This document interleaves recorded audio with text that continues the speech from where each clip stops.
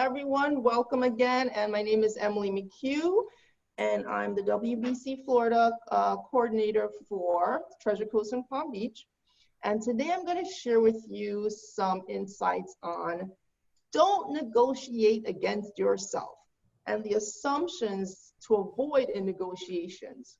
So this is not meant to be an all exhaustive talk on a negotiation, but kind of to get behind our thoughts, like why do we make certain decisions, and kind of review that a bit.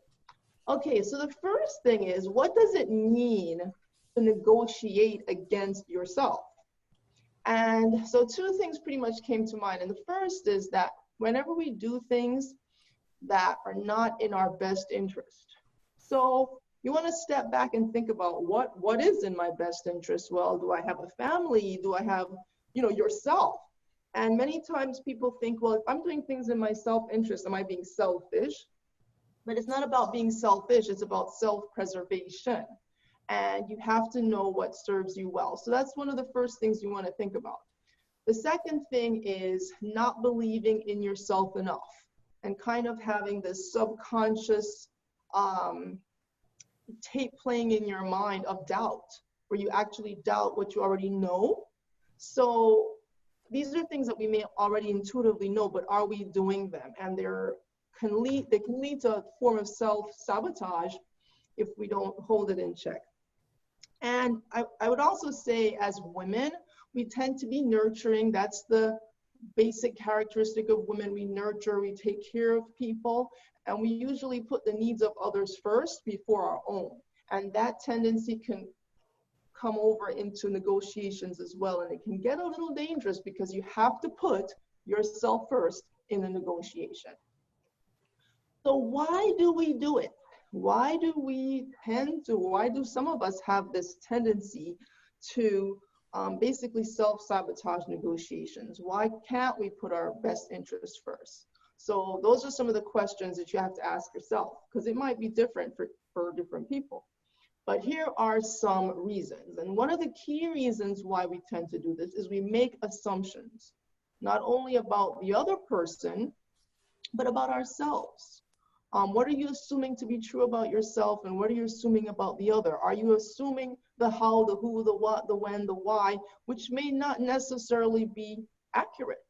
So what are we assuming first and foremost that's driving our thoughts? All right, so in order to kind of shift the thinking, you have to get into what I call a negotiation mindset. And I'm telling you, this can happen to the best of us. As I said, we intuitively know a lot of these things. And even if you wrote the book on negotiation. I have a whole section in my book about negotiation. As a matter of fact, I want to read to you a little sentence. It says, having a negotiation mindset is essential. Negotiation is a process of steps. Identify your needs first. Again, this is not selfish. To the contrary, it is self-preservation. So you have to start to think, really shift your thought process. If you want to receive the abundance and receive all the things that you've worked hard for, this is the mindset you got to put yourself into. So how do we get into that frame of mind? Well, we want to transition from stressing out over things to, again, being open to receiving what really should be yours for the asking and also for the taking. So what are the assumptions? What are some of the assumptions that we can tend to make? Well, for one, there's three key categories of assumptions, and a lot of, we can, drill down under each a lot more detail, but just big categories. So number one, we think that we have limited control over the situation. We might feel like a ship that's adrift on the ocean with no rudder, and we're not quite clear where it's going, and we don't feel like we have control over our fate. Number two, underestimating the level of flexibility that might exist. So we think it's more inflexible than it actually is, because we think it's a rigid construct. So we have this wall thinking when there actually is always room there, but we don't realize it. And thirdly, and probably most importantly, is we have low expectations. So you don't think you're going to get it, you don't expect it. So chances are you either won't ask for it and you won't get it because you're not expecting that you will. And those things cloud your thinking. So what can we do now to overcome those three tendencies? And I go back one more just to show you again. What are the tendencies? Thinking we have a lack of control, it being an inflexible situation, and low expectations. So we're going to combat these three with just be. Be diligent, be flexible, and be brave. Yeah, that's it. That's all you need to do, those three things. And under those three things, I'm going to give you 10 tips. So here we go, 10 tips in 3 sections. And by the way, as I share this with you, if you have ideas or experiences that you've had in your own personal negotiations, any tips that you want to share, please drop them in the comments and let us know, because this is an opportunity to share best practices. Maybe you've had some kind of experience where you can really highlight some of these things for us. So that will be very helpful. So please definitely include that in the comments. Okay, so firstly, the whole idea about being diligent. When you're diligent, it leads to confidence. So when you don't have a certain feeling of control, it's because you have a lot of gaps in either knowledge, information, or you don't have answers to certain questions. So if you want to fill those gaps and get those answers, you have to do your homework. Basically, sharpen your pencil, nice and pointy, and go and find out what you need to know. Know your numbers. Know what is truly at stake. And the first tip is know what you must get. Know what you must get. So I have this little chart where I have 3 columns where I'll write, okay, must have, would like, and expendable. Okay, must have, would like, and expendable. Or should have, I call it should have in the middle. And when you prioritize what's important to you, then you're more than likely to not allow something to go that you really should be looking at. So know what you must get. So it takes the guesswork out of the process. Number 2, for the tip here, know the ramifications. What are the consequences if you do not get what you should? What will happen? Will you be able to take that vacation that you want? Will you be able to do the home renovations you've been waiting to do? Will you be able to give yourself a raise or even pay yourself or hire someone? I mean, what are the ramifications? And I'm kind of putting this within a context of maybe a financial one, but obviously there are many contexts for negotiations. So within a business context, it usually involves some kind of money somewhere. But what does it mean if you don't get what you want? Stop and ask yourself that question. Number 3, get help, get support. We're here, WBEC, WBEC, Florida. Call Nancy, call one of us. And I can tell you from personal experience, Nancy has been a great support. I, not too long ago, had a situation, a negotiation dilemma, and she was the voice of reason and really helped me walk through some ideas and taught me through some things. And that having that sounding board was invaluable to me. So I encourage you, reach out, get help from people who you know are good at this, that they can at least listen to your ideas and listen to your train of thought. Because sometimes it's just how you're thinking that needs to be evaluated, or at least have some feedback on it. So don't be afraid to get the help. So now we're into the section of being flexible. Being flexible. And what that does is it leads to creativity. So, negotiation by its very essence suggests room to move. Room to move. It's not hard, fixed, set in stone. So tip number 4, know the elasticity threshold. That's a little term that came to mind. Elasticity threshold, otherwise known as wiggle room. You want to know how much wiggle room you have, because, and push the boundaries of it. push it a little further. You know, you might think you can stop here, but maybe you can go a little further and so forth. Tip 5, number 5, beware of self-imposed time pressures. So what does that mean? That means that you set a deadline that no one else set for you. Now, we know that negotiations always involve some level of time, obviously, but sometimes we rush to come up with a number, rush to come up with a response, when we could have taken a little bit more time and given ourselves that cushion of space. So take that rush off, take the edge of urgency off, and just relax into taking your time and going and asking yourself these questions that I've been putting to you. Tip number 6, expect curveballs. That is a given, the unpredictable variable for which you had no anticipation up front. When you started that negotiation or when you got into that contract or whatever, you didn't imagine something could come up, or you maybe anticipate the response of your, I call it opponent, if you will, or the other person you're dealing with, that they may have responded to you in a way that you didn't expect. So you weren't prepared for it. So you want to start to think about what are some of the things that could come up that could derail your negotiation or could impede the progress that you're seeking. And know that there's always something. You can be counting on that. All right, so now that brings us to section 3, be brave. And this shows courage. This shows courage. So tip number 7 is like number 1, number 2, number 3, all rolled into each other. You have to know what you want, like I said before, know what you must have. Now you have to ask for it. It's one thing to know it, it's another thing to ask for it. So not only ask for it, but you want to ask exactly for what you want. Be extremely specific and expect to get it.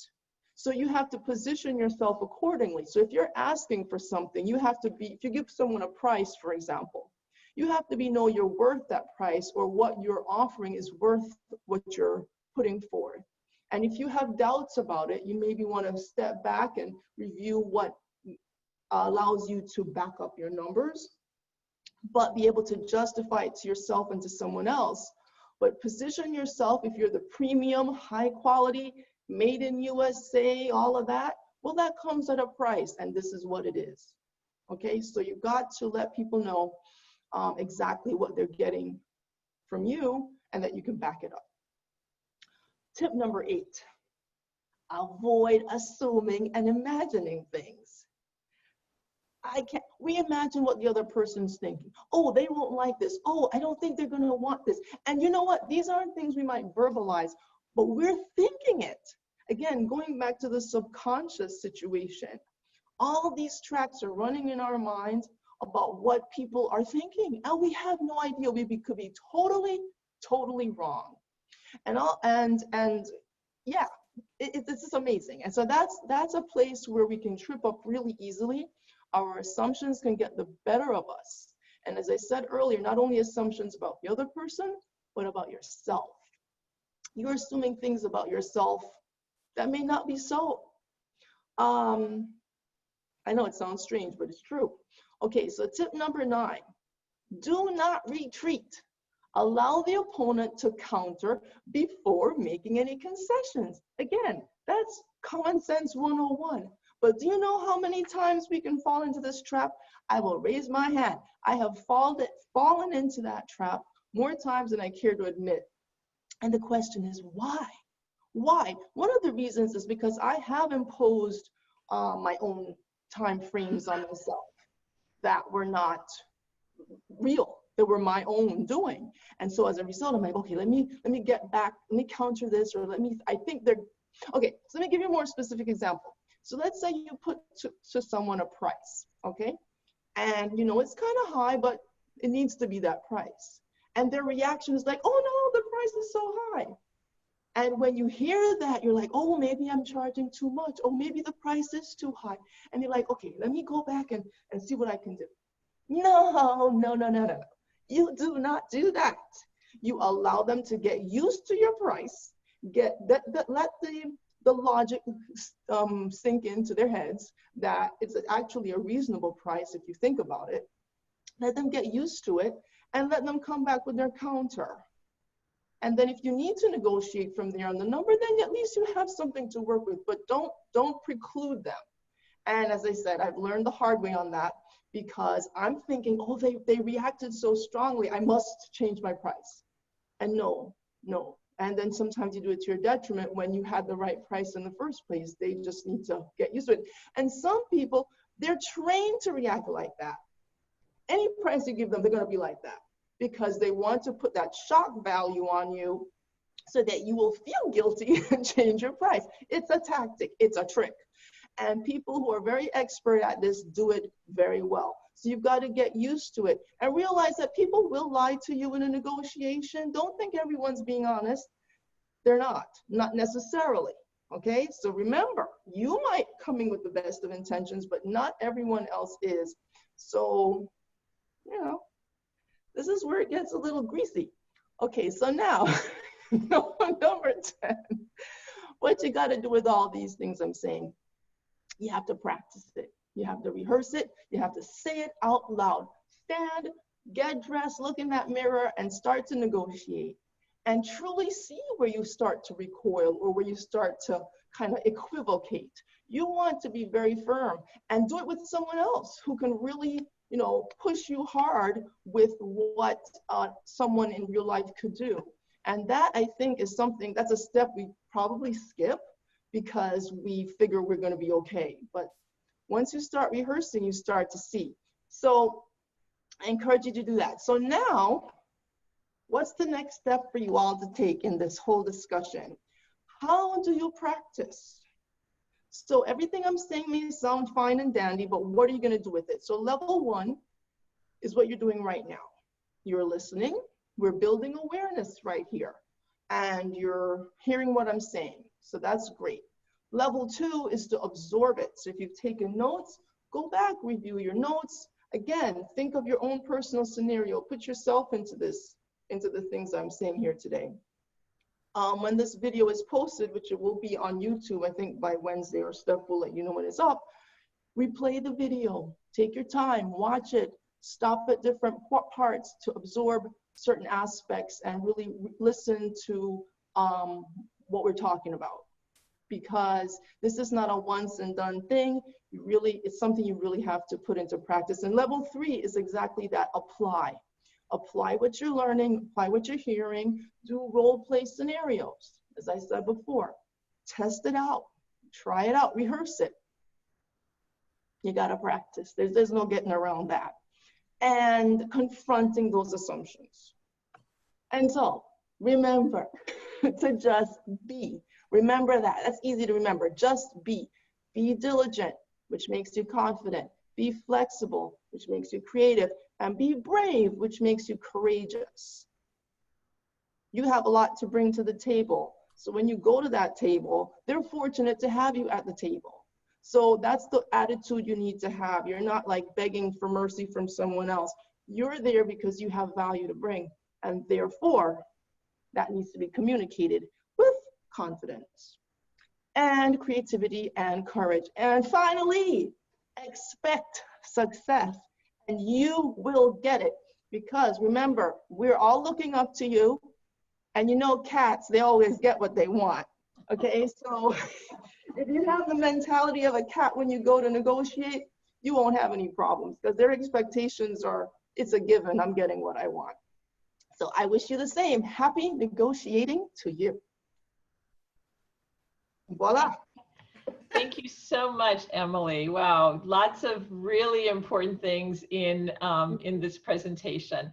I'm going to ask you to tell us again that list of 3 things. The columns. It's what we want. What were the 3 things? No, you said you make a list. Oh, yeah. Yes. So I make a column of 3 things. So what I must have. What I should have, and what is expendable, what I can do without.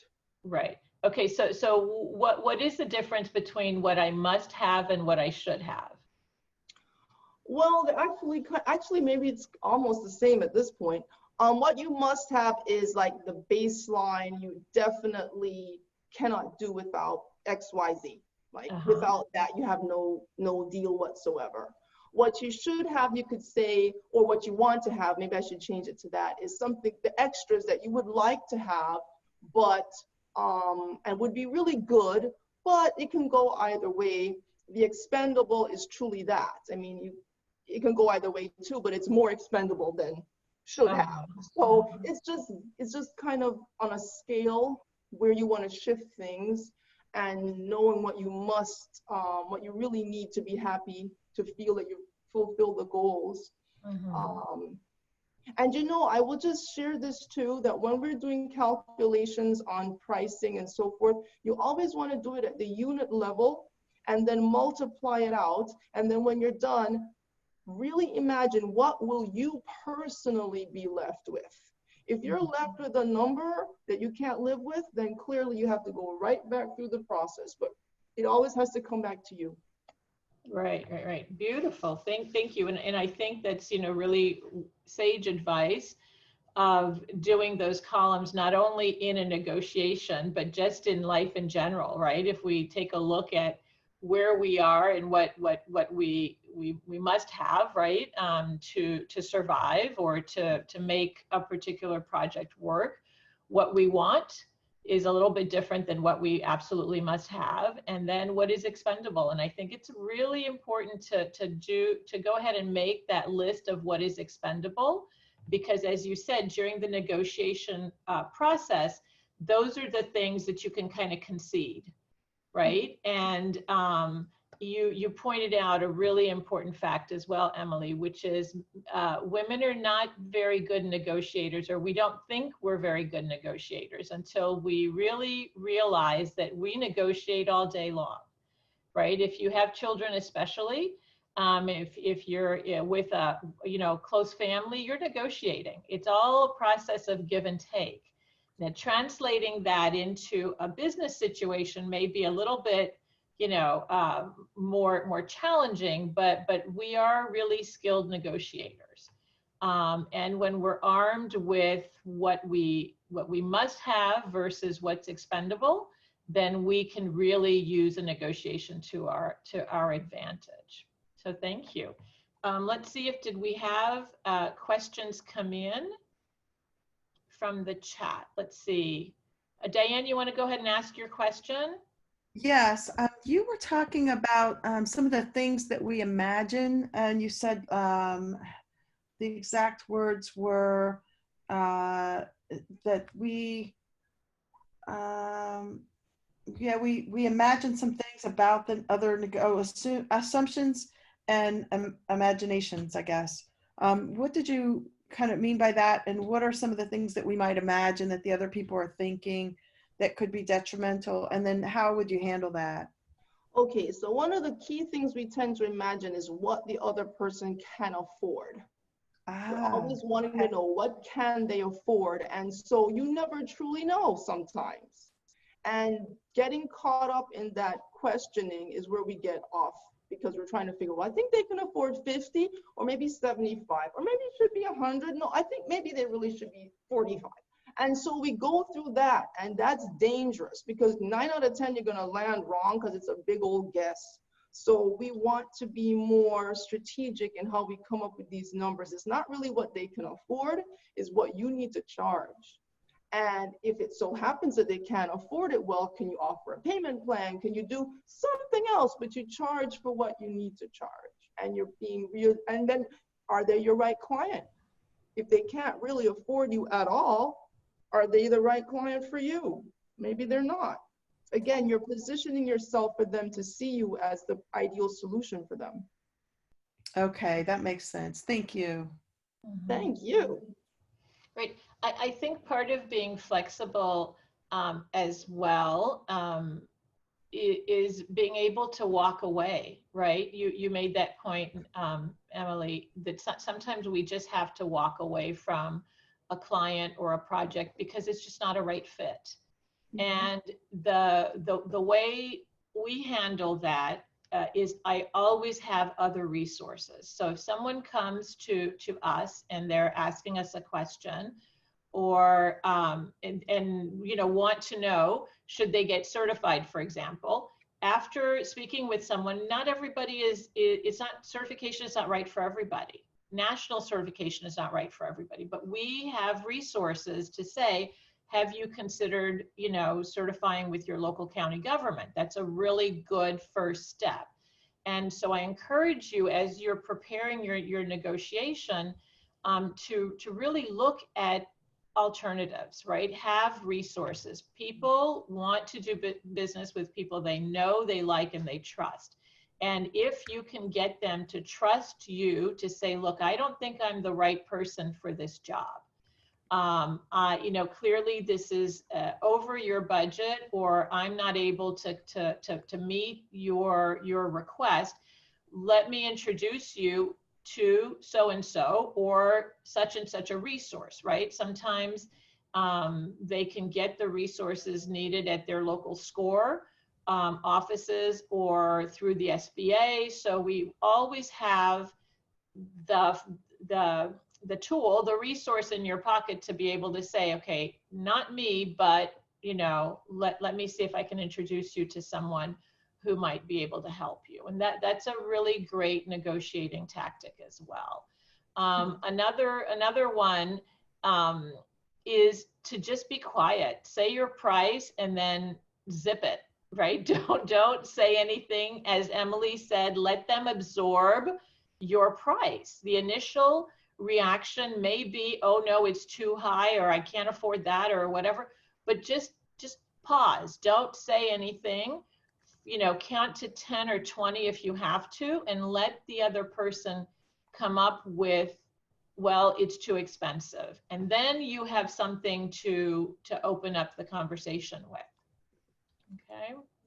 Yes, absolutely. And the whole idea of the expectations too, that is so critical to highlight, and all of these things play into that. I think it culminates into the idea of what we expect. And that's one of the big assumptions that we make about ourselves, is that we are like, oh, don't expect too much, you might be disappointed, or don't have unrealistic expectations, or these are the again, subconscious things that might be playing in our minds that we'll never truly verbalize, but they're the voices in our head kind of telling us things. And we need to just be aware that that's happening. And like, wait a minute, why am I even thinking that? And so that's really where I want to hone in on this, because I've had to do that, where I say to myself, why did I do that? Or why did I think that way? And really step back and, as they say, unpack the thought process. Yeah.